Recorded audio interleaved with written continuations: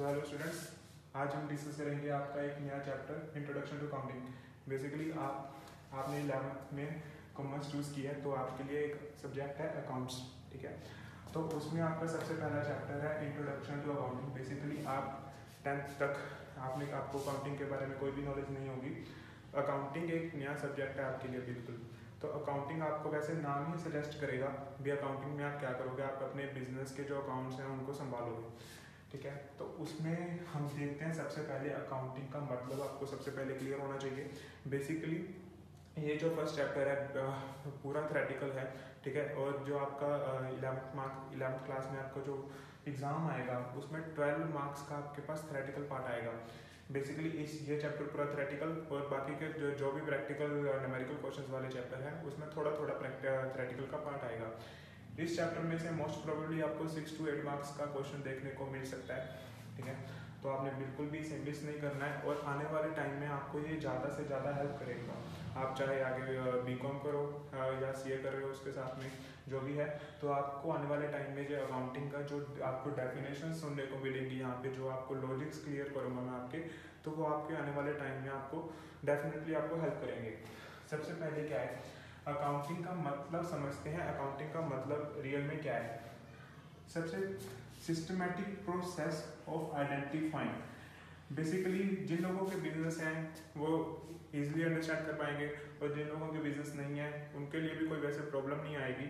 आप एक normal common sense से ही बात करेंगे, आपको एक लेमन लैंग्वेज में ही समझाऊंगा। सबसे पहले अभी आपके पास क्या है, आपके पास जो डेली ट्रांजेक्शन होती हैं, वैसे ट्रांजेक्शन आपके पास डेली काफ़ी होंगी, आपके पास एक्सपेंसेस भी होंगे, परचेज भी होगी, सेल भी होगी।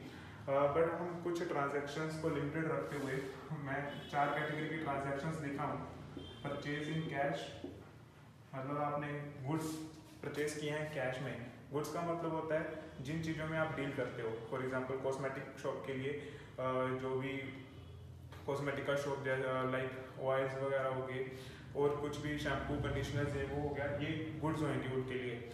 और दूसरी तरफ कोई डेयरी प्रोडक्ट वाली शॉप है तो उनके लिए डेयरी प्रोडक्ट्स लाइक दूध हो गया, ये उनके लिए गुड्स होंगे। जिस चीज़ में आप डील करते हो उनको गुड्स बोला जाता है उस बिजनेस के लिए। Purchase in cash, sales in cash, आपके पास ये ट्रांजेक्शन्स होंगी। नेक्स्ट होएगा purchase in credit, purchase on credit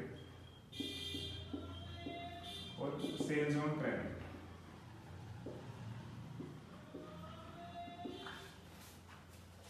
और यहाँ पे पर्टिकुलर्स लिख देते हैं। अभी यहाँ पे आपके पास क्या है, वैसे तो आपके पास ट्रांजैक्शन काफ़ी होंगे, इसके अलावा क्या आपके पास ट्रांजैक्शन हो सकती हैं जैसे एक्सपेंसेस हो गए, रेंट का एक्सपेंस हो गया, इलेक्ट्रिसिटी का एक्सपेंस हो गया। मैं फिलहाल अभी आपको 4 ही आपके पास हेड्स आपको बता रहा हूँ, ठीक है, जिससे कि आपको समझने में आसानी होगी। बेसिकली मैं कहना क्या चाहता हूँ आइडेंटिफाइंग के पर्पज से। सबसे पहले आपके पास क्या होगा, ट्रांजेक्शन होगी कोई ना कोई भी ट्रांजेक्शन होती है। लाइक आपने परचेज किए कैश पे, कैश में आपने परचेज किया किसी भी फॉर एग्जांपल 18 मई को आपने 10,000 के गुड्स परचेज किए कैश में, ठीक है। तो यहाँ पे आपने रिकॉर्ड कर लिया उसको।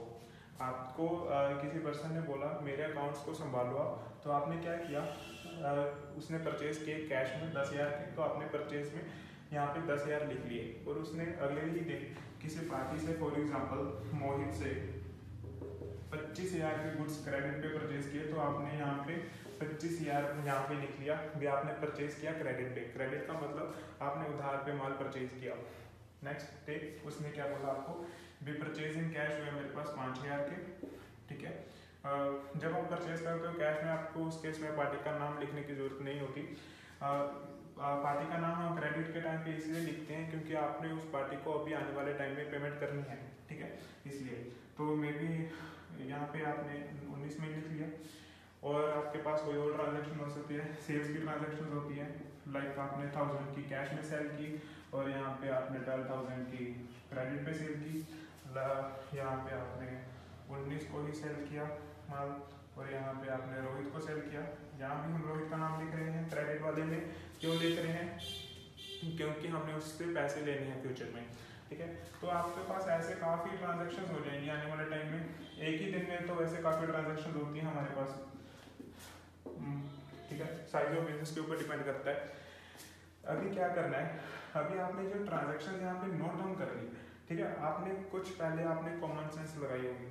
फॉर एग्जाम्पल ये ट्रांजेक्शन आपने इसलिए रिकॉर्ड की, आपने कॉमन सेंस अपने लगा के ये 10,000 इसलिए रिकॉर्ड किया गया क्योंकि ये आपको पता है ये बिजनेस का है, बिजनेस में आपने परचेज किया है और आपने क्या है 10,000 आपका फाइनेंशियल जो भी है इसका इम्पैक्ट आ रहा है, मतलब आपका फाइनेंस या तो आपका कैश अभी रिड्यूस हो गया या आने वाले टाइम में रिड्यूस होगा, मतलब फाइनेंशियल इम्पैक्ट आएगा कोई ना कोई इसका।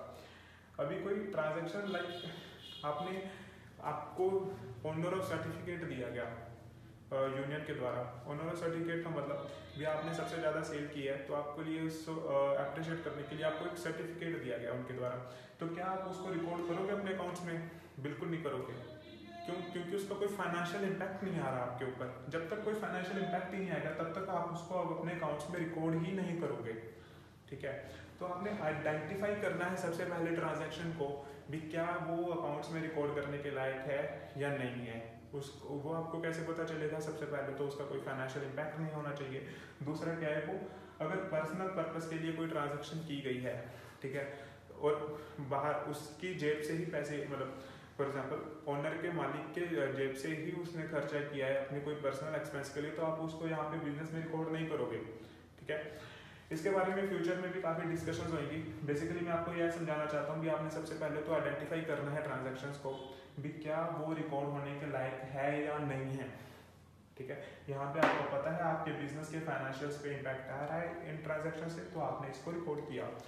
नेक्स्ट आपके पास आ रहा है रिकॉर्डिंग। रिकॉर्डिंग का मतलब क्या होता है? रिकॉर्डिंग का मतलब आपने उसको ट्रांजैक्शन को अपने अकाउंट्स में रिकॉर्ड कर दिया। ये आपने 10,000 यहाँ पे लिखा, यहाँ पे आपने 1,000 लिखा, यहाँ पे आपने 25,000 लिखा, यहाँ पे आपने 12,000 लिखा, जो भी ट्रांजैक्शन आपने यहाँ पे लिखी ये आपने रिकॉर्ड की हैं अपने बुक्स में। आपने अपने बुक्स में यहाँ पे ये ट्रांजैक्शंस को रिकॉर्ड किया है, तो इसलिए इसको बोलते हैं रिकॉर्डिंग। सबसे पहले आपने आइडेंटिफाई किया क्या ये ट्रांजैक्शन मेरे अकाउंट्स में आएगी या नहीं आएगी, आपने बोला बिल्कुल आएगी, तो आपने उसके बाद इसकी क्या की रिकॉर्डिंग कर दी अपने अकाउंट्स में। नेक्स्ट आएगा आपके पास, बेसिकली सबसे पहले तो मैं आपको ये बता दूं भी अकाउंट्स में आपको कोई ज़्यादा फॉर्मूले वगैरह लगाने की जरूरत नहीं पड़ेगी। जैसे आप मैथमेटिक्स में फॉर्मूला वगैरह लगाते हो आपको उसकी कोई ज़रूरत नहीं पड़ेगी। क्यों? क्योंकि अकाउंट्स में बेसिकली आपका मेन काम क्या है, जो आपको फिगर्स दी होंगी ऑलरेडी आपको उनको प्रेजेंट करना है, आपने उनको एक अच्छे से प्रेजेंट करना है जिससे आपकी उससे इंटरप्रिटेशन, आप उससे कुछ मतलब निकाल सको। उसके बारे में बात करता हूँ मैं आगे आने वाले स्टेप्स में। नेक्स्ट क्या है हमारे पास, क्लासीफाइंग। क्लासीफाइंग का मतलब क्या होता है? क्लासीफाइंग का मतलब अभी ट्रांजैक्शन यहाँ पे काफ़ी हो गई, जैसे ये एक ही दिन की मैं एग्जांपल मान लेता हूँ, काफ़ी एक ही दिन में काफ़ी ट्रांजैक्शन होगी। परचेज ऑन क्रेडिट में ही आपको फॉर एग्जांपल 100 ट्रांजैक्शन हो गई। फॉर एग्जांपल आपकी 100 ट्रांजैक्शन होगी परचेज ऑन क्रेडिट पे। सेल्स ऑन क्रेडिट में आपकी 200 ट्रांजैक्शन होगी एक ही दिन में। सेल्स इन कैश की आपकी 400 ट्रांजैक्शन होगी एक ही दिन में, ठीक है। तो आपके पास क्या है, सबसे पहले ये जो क्लासीफाई, आपने इनको क्लासीफाई, अभी आप डेली ऐसे रिकॉर्ड करते रहोगे ट्रांजैक्शंस को, ऐसे ऐसे लगा के रिकॉर्ड करते रहोगे ट्रांजैक्शंस को। इन दी एंड आपके पास क्या होगा, जब आप एक साल बाद देखोगे आपके पास एक ये काफ़ी बड़ी स्टेटमेंट आ जाएगी, आपके पास एक काफ़ी बड़ी स्टेटमेंट आ जाएगी। उसमें जो मोहित होगा जिससे हमने परचेस किया क्रेडिट पे माल, तो ये काफ़ी बार शो हो रहा होगा, ऐसा नहीं है सिर्फ एक ही बार होगा। आपके पास इसकी में भी डेली ट्रांजैक्शन आ रही हो या डेली इसकी 2-3 ट्रांजैक्शन आ रही हो, तो लास्ट में आपको क्या करना है, आप ऐसे नहीं करोगे भी आपके पास ये स्टेटमेंट पड़ी है ऐसी पूरी, तो आपने सिर्फ मोहित वाले को आप ऐड कर रहे हो, तो नहीं, हमने इसको काउंटिंग को ज़्यादा से ज़्यादा वो करना है, सिस्टमेटिक वे में प्रेजेंट करना है। तो आप क्या करोगे, मोहित का एक अलग अकाउंट बनाओगे बाद में, उसको लेजर बोलते हैं, ठीक है। मोहित का एक आप अलग अकाउंट बनाओगे बाद में, एक उसको लेजर बोलते हैं। सिर्फ जो यहाँ पे मोहित वाली ट्रांजैक्शन है वो मोहित वाले खाते में चली जाएंगी, यहाँ से जो रोहित वाली ट्रांजैक्शन है वो रोहित वाले खाते में चली जाएंगी। लास्ट में आपको क्या होगा, इससे आपको बेनिफिट क्या होगा, आपको ये पता रहेगा जो आप लेजर खाता बनाओगे मोहित का, सिर्फ अकेले मोहित का बनाओगे खाता, तो उसका जो बैलेंस आ रहा होगा आपको पता रहेगा भी मैंने इसको इतने परचेज, इससे मैंने इतने की परचेज की हुई है क्रेडिट पे, और ये मैंने इसको इतने पे करने हैं। रोहित से आपने इतने परचेज, इतने की आपको सेल किया आपने रोहित को, तो आपको से आपने इतने पैसे कलेक्ट करने हैं। तो लास्ट में आप करोगे क्लासीफाइंग, हर एक पर्सन का आप एक अलग नया खाता बनाओगे और उसको सिर्फ उसी की ट्रांजेक्शन्स को उसी में डालोगे। जैसे आपके पास इलेक्ट्रिसिटी वगैरह का कोई एक्सपेंस आ रहा होगा तो सारे इलेक्ट्रिसिटी एक्सपेंस वाले उसमें चले जाएंगे उस खाते में। तो आपके पास लास्ट में क्या होगा, एक सिस्टमेटिक वे में आपको एक उसका आप एक बैलेंस निकाल सकते हो। नेक्स्ट क्या है, समराइजिंग। अभी आपके पास क्या होगा,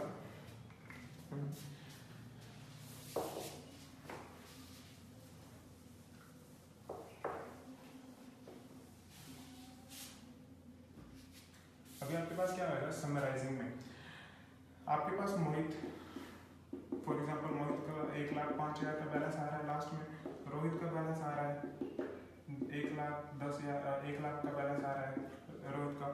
और कोई पर्सन थर्ड पार्टी हो सकती है, लाइक साहिल हो सकता है, ठीक है, लाइक ऋषभ हो सकता है, लाइक योगेश हो सकता है, ठीक है। रोहित को उठा देते हैं, रोहित, ठीक है, और सुमेश हो सकता है, हाँ, या जिससे 2 लाख की ट्रांजैक्शन हुई हो, इससे 3 लाख की ट्रांजैक्शन हुई हो, इससे 1 लाख रुपए हमने इसको 1 लाख रुपए देने हो, इसको हमने 1.5 लाख रुपए देने हो। तो ऐसे करके आपके पास काफ़ी ट्रांजैक्शन आ जाएंगी। तो पहले आपके पास चैलेंज क्या था, भी मोहित की एक बार में काफ़ी ट्रांजैक्शन आ रही होंगी, तो इसलिए आपने मोहित का स्पेशल एक खाता बनाया, ठीक है। अभी क्या होगा, अभी जिनको हमने पैसे देने हैं इनको हम बोलते हैं क्रेडिटर्स। तो हमने अभी इन लोगों को पैसे देने हैं, ठीक है। अभी ये काफ़ी पर्सन आ रहे होंगे, ऐसा नहीं होगा ये 5-6 होंगे। एक फर्म में नॉर्मली जहाँ तक मैं देखता हूँ प्रैक्टिकली, तो क्रेडिटर्स उनके उनके अप्रोक्सीमेटली 1,000-1,500 इतने क्रेडिटर्स होते हैं, ठीक है। डेटर्स उनको बोलते हैं जिनसे हमने पैसा लेना है, जिनको हमने क्रेडिट पे माल सेल किया था, ठीक है, वो भी 1,000-1,500 की इतने के तकरीबन होते हैं। तो अभी क्या है आपके पास, अभी चाहते हो आप आपके लिए फॉर एग्जांपल मे भी ये डाटा रेलेवेंट नहीं हो सकता भी मोहित से मेरे को कितने लेने हैं ये वो लास्ट में, ठीक है। आप एक बिजनेस के ओनर हो, आपने सबसे पहले आपको सिर्फ ये जानना है भी मैंने टोटल कितने देने हैं। तो इसलिए हम समराइजिंग करते हैं, इसको बोलते हैं TLTB, trial balance. Trial balance, एक ट्रायल बैलेंस बनाया जाएगा लास्ट में। ट्रायल बैलेंस में क्या होगा, सिर्फ आपको क्रेडिटर्स और जो इन सभी का सम होएगा वो यहाँ पे लिख दिया जाएगा, जो डेटर्स होंगे उन सभी का बैलेंस लिख दिया जाएगा। ऐसे कर करके जो भी एक सिमिलर अकाउंट के सिमिलर नेचर के जो अकाउंट्स होंगे उनको ग्रुप कर दिया जाएगा ट्रायल बैलेंस में। समराइजिंग उसी को बोलते हैं। समराइज आपने वर्ड में भी इंग्लिश में सुना होगा, समराइज करने का मतलब उसको एक शॉर्ट में प्रेजेंट करना। तो ऐसे ही हमने क्रेडिटर्स का ये बैलेंस यहाँ पे इतना लिख दिया, तो ये आपका हो गया ट्रायल बैलेंस, ठीक है। इसके बारे में बाद में आपके पास फुल फ्लैश चैप्टर्स हैं, जस्ट यहाँ पे मैं आपको अकाउंटिंग का मतलब समझा रहा हूँ भी कैसे हम सिस्टमेटिकली एक बिजनेस की एक डेली ट्रांजैक्शन से हम पूरे अकाउंट्स को मेंटेन करेंगे। नेक्स्ट आ जाएगा इंटरप्रेटिंग। अभी आपके पास क्या आएगा, ट्रायल बैलेंस बनेगा, बैलेंस शीट बनेगी, बैलेंस शीट के बारे में कोई नहीं, बाद में बात करेंगे। अभी फिलहाल ट्रायल बैलेंस को समझो आप। अभी आपके पास क्रेडिटर्स इस साल हो गए फॉर एग्जांपल 10 लाख, पिछले साल आपके पास थे 5 लाख क्रेडिटर्स, इस साल आपके डेटर्स हैं 10 लाख, ये इस साल हो गया आपके 15 लाख। या फिर आपके जो बैड डेट्स होते हैं, एक मैं नई टर्म आपको बता रहा हूँ, बैड डेट्स। बैड डेट्स का मतलब क्या होता है, बैड डेट्स जिनसे हमने पैसा लेना था पर वो मुकर गए, मतलब उन्होंने मना कर दिया पैसा देने को, उनको बैड डेट्स बोला जाता है। और मे भी इस साल हमारे इस साल हमारे बैड डेट्स हो गए 10 लाख और पिछले साल वो सिर्फ 2 लाख ही थे, कुछ भी हो सकता है, ठीक है। तो ये बैड डेट्स हो गए हमारे। तो इसमें क्या होएगा, आपको इंटरप्रेटिंग, आपको लास्ट में स्टेटमेंट्स, आपने लास्ट में स्टेटमेंट्स लिखनी पड़ेगी। इस साल हमारे 10 लाख और पिछले साल हमारे 2 लाख थे हमारे बैड डेट्स, तो 1 लाख का इस साल इंक्रीमेंट आ रहा है और कितनी परसेंटेज से इंक्रीमेंट आया है और ये क्यों हुआ है। तो आपको लास्ट में इंटरप्रिटेशन नाम की एक शीट बनानी पड़ेगी भी आपने क्या निचोड़ निकाला अपने अकाउंट से, ठीक है। लास्ट में अगर आपने निचोड़ ही ना निकाला तो इतनी ज़्यादा बड़ी अकाउंटिंग करने का क्या ही फायदा रहेगा। आपको लास्ट में एक इंटरप्रिटेशन स्टेटमेंट निकालनी पड़ेगी जिसमें आप बताओगे भी ये बैलेंसेस इतने, इसके वेरिएंसेस क्यों आ रहे हैं पिछले साल से इतने, और या फिर इस साल में हमारा इतना खर्चा क्यों हुआ, ये वो, ठीक है। वो सारा आपको इंटरप्रिटेशन में लिखना पड़ेगा। नेक्स्ट आ गया हमारे पास कम्युनिकेटिंग। कम्युनिकेटिंग का मतलब आपने उनको जो बैलेंस शीट, आपके जो सारे अकाउंट्स हैं इनको कम्युनिकेट करना है अपने यूजर्स को। आपने सारे अकाउंट्स बना लिए और आपने इनको जिस पार्टी को इसकी रिक्वायरमेंट है आपने उनको भेजा ही नहीं, तो उसका क्या ही मतलब रहेगा। ठीक है, तो इसके यूजर्स कौन से होंगे? यूजर इनकी कौन से होंगे? मैनेजमेंट होएगी, ठीक है, कंपनी की मैनेजमेंट होएगी। और क्या होगा? इन्वेस्टर्स हो सकते हैं, थर्ड कौन से हो सकते हैं? क्रेडिटर्स हो सकते हैं। क्रेडिटर्स ये देख सकते हैं भी हमारा पैसा कहीं खतरे में तो नहीं है, मतलब फॉर एग्जांपल भी कंपनी के बैड डेट्स बढ़ते जा रहे हैं, कंपनी को कोई पैसा नहीं आ रहा है अपने डेटर से, तो इन सभी यूजर्स को हमने कम्युनिकेट करनी है अपनी इंफॉर्मेशन, अपने अकाउंट्स को कम्युनिकेट करना है। ठीक है, तो ये हो गया हमारा अकाउंटिंग। अकाउंटिंग एक सिस्टमैटिक प्रोसेस है, यहाँ पे आप एक ट्रांजैक्शन को आइडेंटिफाई करने से लेके कम्युनिकेटिंग तक के स्टेप्स फॉलो करते हो, सिंपल। ठीक है, तो अकाउंट्स का हमने मतलब समझा इसमें। ठीक है, ओके।